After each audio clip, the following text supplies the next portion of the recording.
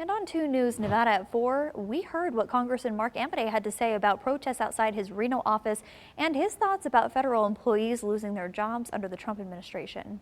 We now hear what he has to say on the tariff fight with Canada, passing funding to avert a government shutdown, and his priorities during his last term, in an interview that you'll only see on 2 News Nevada.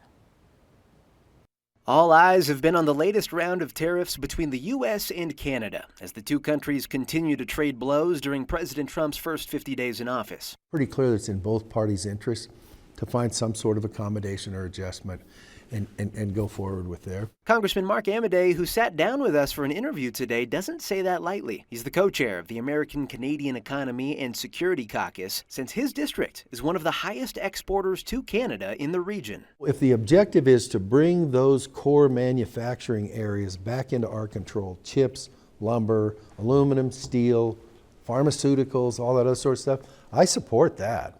But I also don't think, and I don't think this is the objective, I don't think you're going to basically, hold somebody down until they say uncle. He says from prior experience, similar games don't work in Congress, which is why he voted yes on a spending bill to avert a government shutdown and isn't surprised the Senate did the same. I voted to shut the government down 3 times. So it was like, by God, we're gonna show them.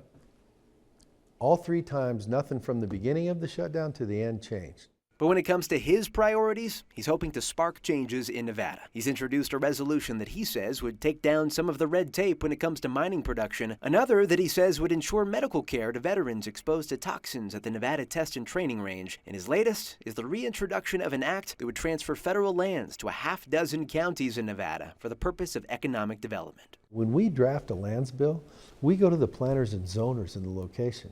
So there's nothing in the bill that's Washoe County that we haven't got a resolution or a letter from the Sparks City Council or the Washoe County Commission or the Reno City Council saying we support that. Ryan Canaday, 2 News Nevada.